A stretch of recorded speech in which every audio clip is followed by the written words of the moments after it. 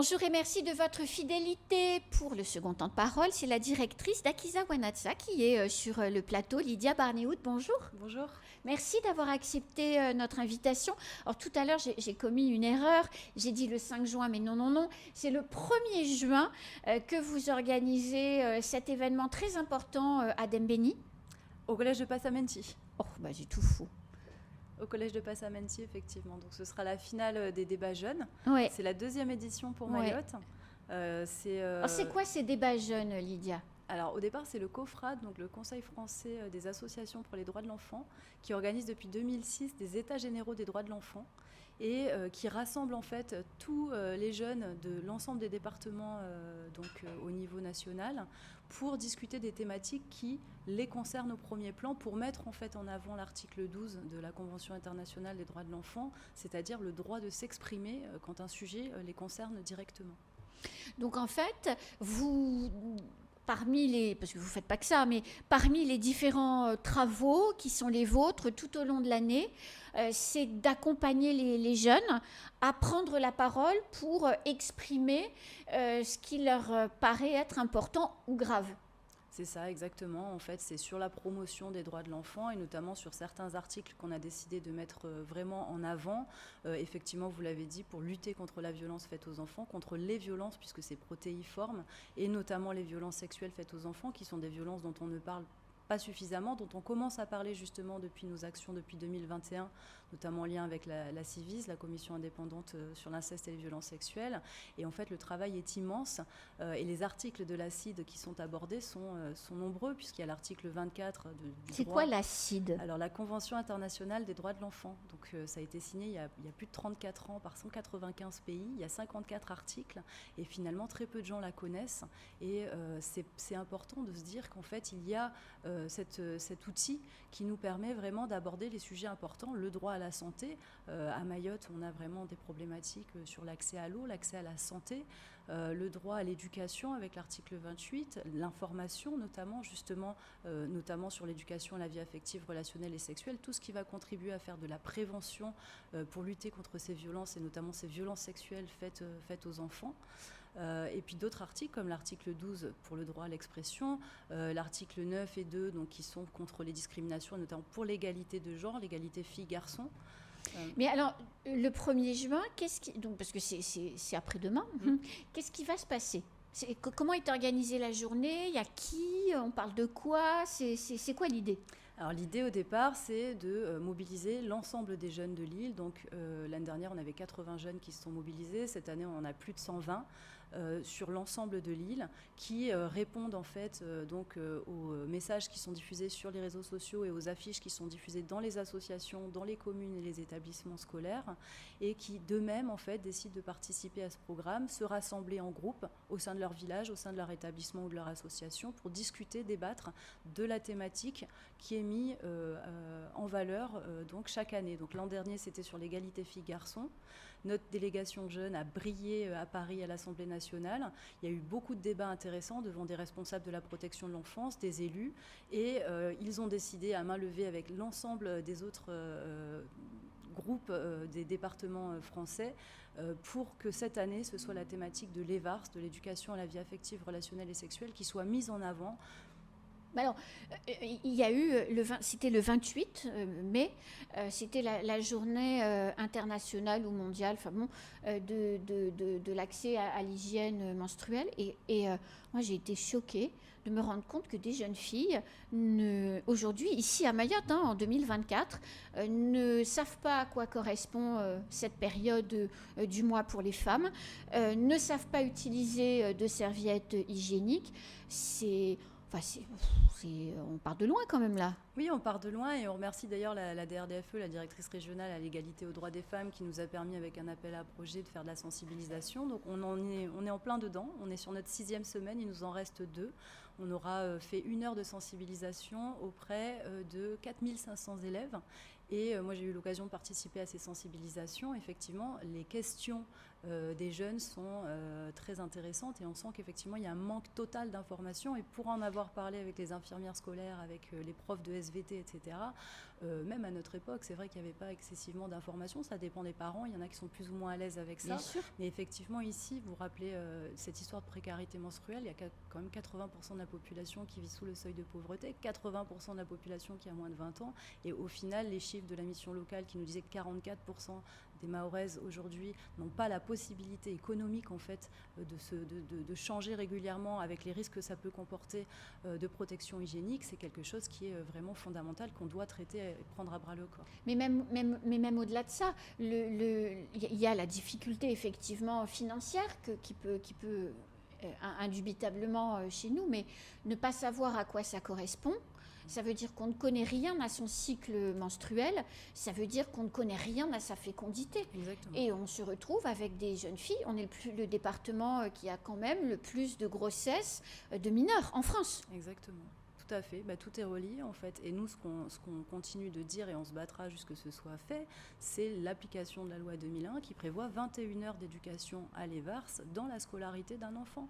C'est-à-dire que si ce n'est pas fait en famille, que ce soit au moins fait à l'école, parce qu'en fait, on se retrouve avec des enfants qui n'ont aucune information, qui vont peut-être aller en chercher parfois sur Internet, mais qui ne sont pas forcément des lieux très propices ou qui vont avoir de mauvaises informations, voire même se mettre en danger.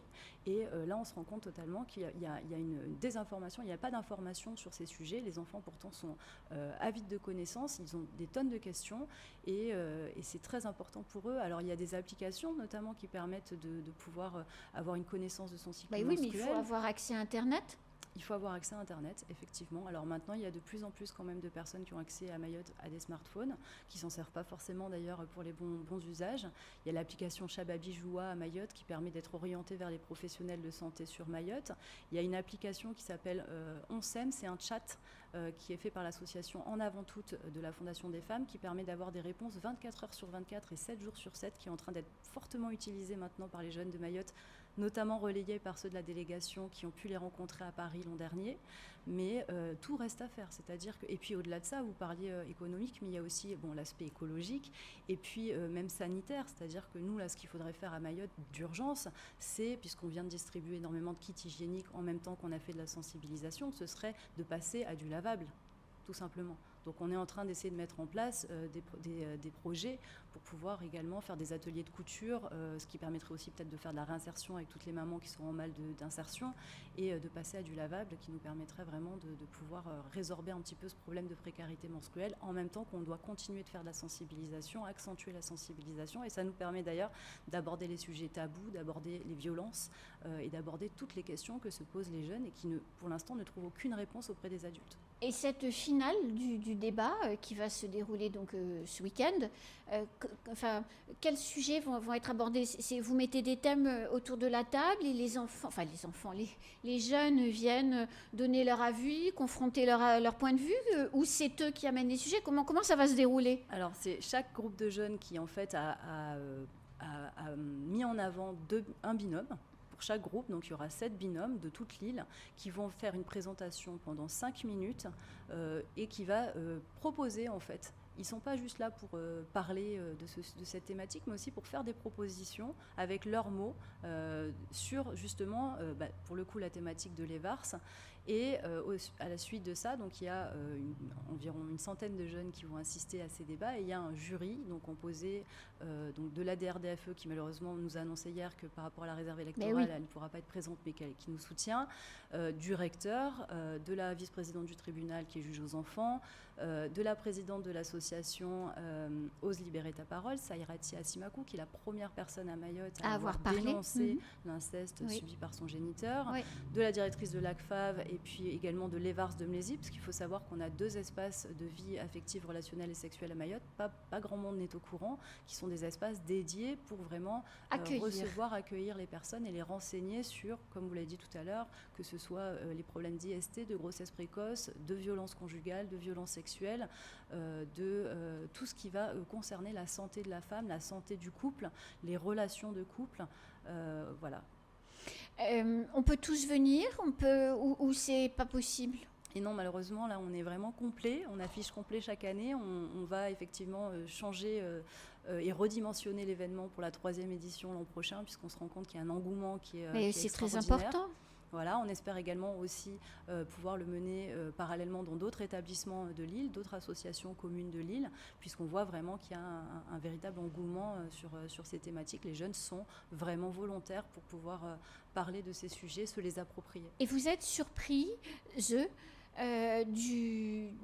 du niveau, enfin, je veux dire par là, souvent quand très facilement et très rapidement, quand on donne la parole aux jeunes, qu'on leur donne quelques outils pour accéder à des connaissances, etc., on se rend compte très vite qu'ils assimilent à toute vitesse et qu'ils transfèrent ça dans leur quotidien et ça donne des réflexions d'un bon niveau. Vous le voyez déjà ici, ça monte le niveau? C'est ça qui est excellent, c'est-à-dire qu'ils vont prendre le référentiel qui vient d'être mis en page par Mayotte, donc le référentiel à l'éducation à la vie affective et sexuelle, celui qui a été mis en place par l'éducation nationale, qui sont bien faits, mais si vous voulez, qui sont un petit peu des usines à gaz avec plein de c'est hors sol, quoi, toujours, un peu. Pas nécessairement, mais disons qu'il y a beaucoup de mots, beaucoup de techniques, beaucoup de théoriques, et en fait, eux vont s'approprier ce qui les intéresse, c'est-à-dire ils vont repérer, ok, à la maternelle, c'est important qu'on nous parle des émotions, qu'est-ce que sont les émotions, à quoi ça sert, ok, d'accord, en primaire, il faut qu'on nous parle de notre corps, qu'est-ce qu'un mauvais secret, qu'est-ce qu'un bon secret, mon corps m'appartient, l'emprise, qu'est-ce que l'emprise, parce qu'on parle beaucoup du consentement, mais il n'y a pas de consentement chez les mineurs, en fait, et on retrouve ça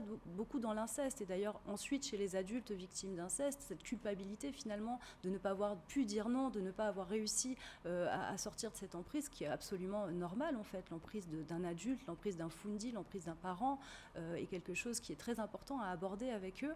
Et plus tard, effectivement, les IST, les grossesses, toutes ces questions, eux vont pouvoir finalement les synthétiser avec leurs mots et en retirer ce qui les intéresse, le cyberharcèlement notamment, tout ce qu'on peut voir aussi comme violence sur Internet, les difficultés qu'on peut aborder aussi pour les personnes en situation de handicap, ou en situation, pour le coup, d'allophonie, comme c'est le cas chez nous.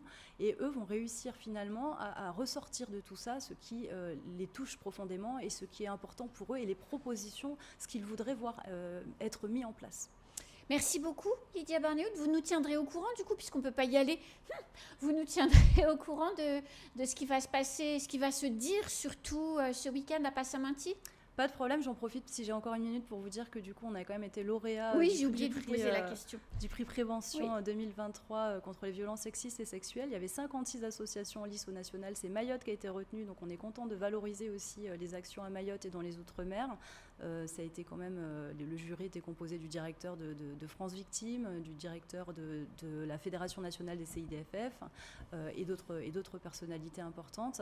Et effectivement, ça nous permettra le 6 juin à la Sorbonne de pouvoir exposer ce dispositif, le 19 juin à Rennes aux Assises de la Sécurité, le 2 juillet à Malte avec 200 acteurs de 42 pays. Donc on sent que ce dispositif WAMITOO vraiment, et notamment aussi avec le préfet de la Martinique le 4 juin, permet vraiment de mettre en place une prévention. Par contre, le problème, c'est la protection et la réparation derrière. Quid de qu'est-ce qu'il se passe à ce moment actuellement en France au niveau de ces... Vous reviendrez pour nous parler de ce sujet. Merci beaucoup. Merci à vous. C'est la fin de ce temps de parole. Tout de suite à la suite de nos programmes.